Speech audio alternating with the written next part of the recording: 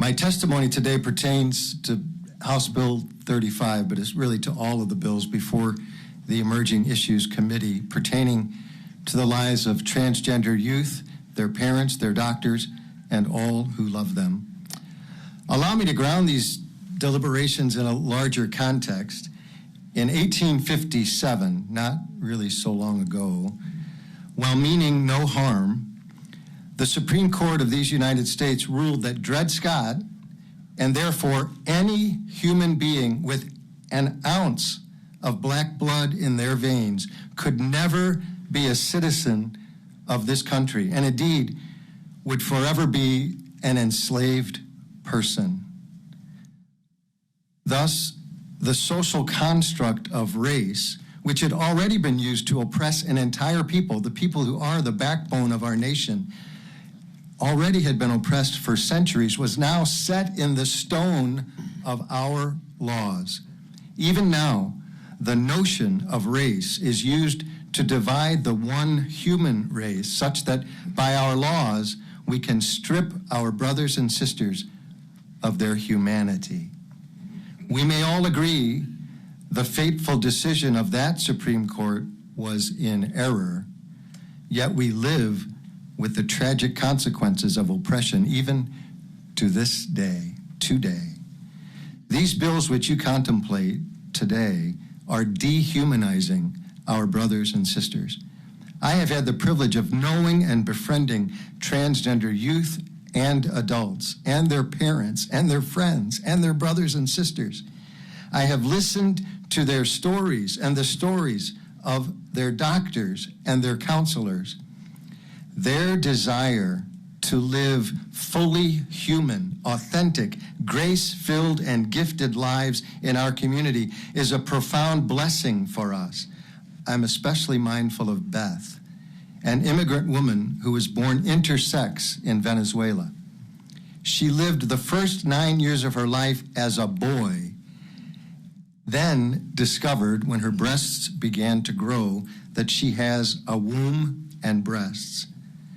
She has found her way into life as a courageous woman amidst tremendous suffering. She found her way here as an immigrant escaping abuse and persecution. She has taught me more about the profound complexity of the human person. I believe in a loving God who has fashioned each human person as a unique reflection of God's love in the world. I am not afraid to imagine a world more profound than male and female.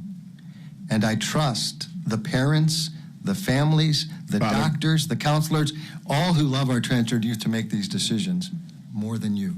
The Catholic Church just got up here and spoke in favor of the bill. But my question to you is, where's the disconnect between the Catholic Church and you in opposition to these bills? So fear is everywhere.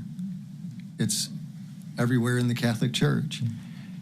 I loved the doctor here who invited you all to a cup of coffee. If you could have a cup of coffee with each bishop in the United States, there's a disconnect among them, which means, and I'm not saying change church teaching, right? But I don't think the church has anything to say about these bills, right? It's too intimate among the lives of families, right? Church teaches chastity. Church teaches the dignity of the human person. The church teaches the value of the sacrament of marriage and the beauty of the love between man and woman that reveals God's love in the world. All of that is true. But why then, because all of that is true, do we have to say that nothing else can be true? It's a lack of imagination, and it's really a failure to trust God's promises to us. So I think the church is still learning, still growing, and we're going to have to dialogue among ourselves because it's kind of embarrassing that all the divisions everywhere in the world also show up in our own families and in our churches, right? We got a lot of work to do to understand. It's very difficult to become a human person for any of us. Anybody on this journey of becoming a human person, it's very difficult. And we need grace and compassion and connection more than we need to be dividing and pretending that anyone has all the answers.